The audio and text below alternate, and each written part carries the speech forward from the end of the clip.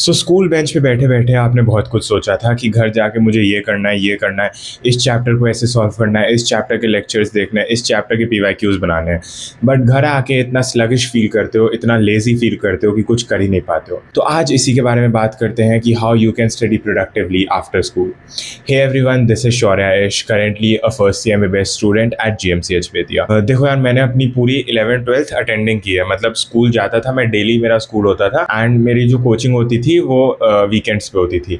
तो मैंने पूरा डेली स्कूल अटेंड किया है, तो I know how you can manage 11th-12th का। स्कूल का भी काम रहता है, फिर 12th में तो बोर्ड्स की फाइल्स वगैरह बनानी होती है, उसका भी प्रेशर रहता है, एंड नीट की प्रिपरेशन भी मैनेज की है। तो I know how you can do it as well. देखो, एक तो मैं स्कूल में भी टाइम यूटिलाइज करता था, इसमें मैं शायद एक अलग वीडियो भी बना दूंगा कि how you can utilise your time in your school. But इससे हट के आज दूसरी टॉपिक पे है वीडियो कि आफ्टर स्कूल क्या करना है। तो स्कूल से आके मैं भी थक जाया करता था, बहुत लेज़ी फील हुआ करता था, एंड पढ़ना एंड उस फ्लो में आना वॉज वेरी डिफ़िकल्ट। तो आज की वीडियो में मैं आपको कुछ चीज़ें बताऊंगा जो कि मैं खुद इम्प्लीमेंट करता था, एंड देन आप भी उन्हीं को यूज़ करके उसको इम्प्लीमेंट करना, एंड आई एम श्योर आपको भी हेल्प मिलेगी। एक छोटा सा रिमाइंडर, अगर अभी तक चैनल को सब्सक्राइब नहीं किया है तो सब्सक्राइब कर देना। So let's get started. The power of power naps. देखो, पावर नैप्स के बारे में आपने बहुत सुना होगा, बहुत लोग जानते हैं आजकल इसके बारे में, बट अगर नहीं जानते हो तब भी मैं बता देता हूँ। पावर नैप्स इज़ बेसिकली 15 से 20 मिनट का एक स्लीप है जो कि आप ले रहे हो इन बिटवीन द डे। ठीक है, पावर नैप का मतलब ही ये है कि उस नैप के बाद it will give you power, it will give you energy to do stuff. And trust me guys, ये 15-20 मिनट्स की नैप जो है, this can be game changing. मैंने इसको बहुत यूज़ किया है थ्रू आउट अपने प्रिपरेशन, 11th-12th हमेशा यूज़ किया है, एंड अभी MBBS में भी यूज़ करता हूँ। बेसिकली जिस 15-20 मिनट में आप सो रहे होते हो ना, आपका दिमाग वो अननेसेसरी जो इन्फॉर्मेशन है उसको फिल्टर आउट कर देता है, एंड उसके कारण मेंटल फटीग रिड्यूस हो जाता है। एंड उस मेंटल फटीग के रिड्यूस होने के कारण आपकी कॉग्निटिव एबिलिटीज़, मतलब सोचने की क्षमता वगैरह, they get a boost and आप ज़्यादा अच्छे से सोच पाओगे तो ज़्यादा अच्छे से पढ़ पाओगे। But you have to make sure कि ये पावर नैप 15-20 मिनट से ज़्यादा नहीं होना चाहिए। आपको 15-20 मिनट्स में एक लाइट स्लीप में जाना है। अगर 30 या 60 मिनट्स का लेने लगोगे तो एक डीप स्लीप स्टेट में चले जाओगे, एंड उससे दिक्कत क्या होती है ना कि फिर वो स्लीप इनर्शिया आ जाता है, एक ग्रॉगीनेस आ जाता है। उठने के बाद जो आप फील करते हैं, जैसे सुबह में उठने के बाद स्टार्ट करने में डे थोड़ा सा टाइम लगता है नॉर्मल उस पे आने के लिए, नॉर्मल लेवल ऑफ फंक्शनिंग पे आने के लिए। तो वही चीज़ होने लगेगी, एक ड्राउजी ग्रॉगी फीलिंग आएगी। तो 30 to 60 मिनट्स नहीं एक्सटेंड करना, 15 to 20 मिनट्स के उस पे ही रखना है, ताकि आपका स्लीप इनर्शिया बिल्ड ना हो। अब मैं क्या किया करता था कि स्कूल से आता था एंड खाना खाना होता था, खाना खाने के साथ थोड़ा सा टीवी देख लिया करता था। एंड पर्सनल टिप दे रहा हूँ, मेरे साथ बहुत होता था कि मैं ना टीवी देखता था तो थोड़ा ज़्यादा ही एक्सटेंड कर देता था, एंड फिर क्या होता है, आप अपनी स्लीप को, जो कि आपको पता है कि आप थके हुए हो तो आपको एक पावर नैप लेना है, उसको डिले करने लगते हो इस चक्कर में कि थोड़ा सा टीवी और देख लेता हूँ, कोई और यूट्यूब वीडियो देख लेता हूँ। तो आई वुड रिकमेंड कि खाना खाओ तब तक टीवी देखो, 10-15 मिनट देख लो, उसके बाद में भी बस उसके बाद बंद कर दो, एंड जल्दी से जल्दी अपना पावर नैप ले लो। जितनी जल्दी आप रिफ्रेश हो जाओगे ना, उतनी जल्दी आप पढ़ना शुरू कर सकते हो, एंड उतनी जल्दी आप एक पढ़ाई का इनर्शिया बिल्ड कर सकते हो। देखो, एक चीज़ तो आपको पता ही होगी कि जब भी आपको टू डू लिस्ट बनानी है, एक दिन पहले ही प्रिपेयर करके रख लेना है कि आज मुझे क्या करना है। एक दिन पहले ही प्रिपेयर करके रख लेना है कि कल मुझे क्या करना है, कौन सी चीज़ करनी है, कौन सा लेक्चर देखना है, कौन से क्वेश्चन सॉल्व करना है। जो भी करना है आपको एक दिन पहले प्रिपेयर करके रख लेना है।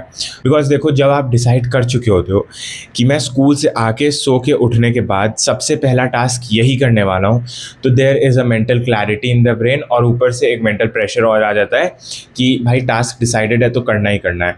एंड मेंटल क्लैरिटी, क्योंकि आपके ब्रेन को क्लैरिटी बहुत पसंद है, अब आपके ब्रेन को इस चीज़ में नहीं सोचना कि मुझे ये करना है, ये करना है, ये करना है। आपने पहले डिसाइड कर दिया कि ये मुझे करना है, एंड सो के उठूंगा तो सबसे पहला टास्क मुझे यही करना है। तो उससे क्या होता है कि क्लैरिटी से आप पढ़ने बैठ जाते, एंड पढ़ने बैठ जाते हो तो एक चीज़ जो बिल्ड होती है वो है study inertia. Study inertia build करना बहुत ज़रूरी, एंड क्योंकि स्कूल में आप बच्चों से बात करने लग जाते हो, थोड़ा टाइम वेस्ट हो जाता है, तो एक पढ़ाई वाला इनर्शिया तो नहीं होता। तो जितनी जल्दी आप एक स्टडी इनर्शिया बनाओ उतना ज़्यादा आपके लिए अच्छा है। देखो, जो पावर नैप आप लोगे उसके बाद जब आप उठोगे, that will be the peak time of your day, of your school day, क्योंकि उस दिन आप स्कूल जा रहे हो, that will be your peak time. तो उस टाइम पे you have to make sure कि आप एक हाई प्रायोरिटी टास्क कर रहे हो। हाई प्रायोरिटी टास्क मतलब कि जैसे कि क्वेश्चन सॉल्व करना मॉड्यूल से, that is a high priority task. Lectures देखना, that is a high priority task. तो उस समय पे आपको अपने प्राइम टाइम पे हाई प्रायोरिटी टास्क लेना है जिसमें आप ज़्यादा फोकस डिमांड करता है, क्योंकि उस समय आप ज़्यादा फोकस्ड रहोगे। फॉर एग्जाम्पल जैसे ही आप उठे तो आप लेक्चर देखने लगे या फिर एक मॉड्यूल सॉल्व करने लगे, तो एक हाई प्रायोरिटी टास्क आपने निपटा लिया। एंड उसके बाद एज द डे प्रोग्रेसेस, जैसे जैसे आप रात की तरफ बढ़ते हो तो आपकी जो है ना एनर्जी कम होने लगती है, तो रात में आप लो प्रायोरिटी टास्क कर सकते हो। अब लो प्रायोरिटी टास्क कौन से हैं?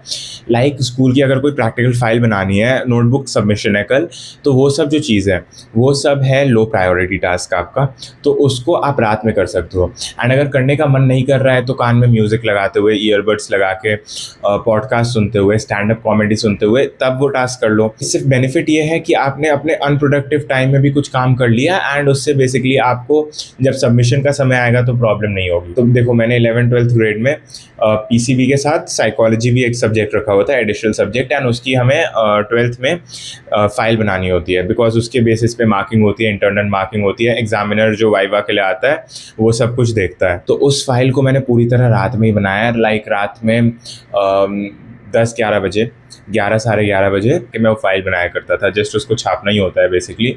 तो वो अनप्रोडक्टिव टाइम पे मैं कुछ काम कर लेता था। B mindful about your evenings.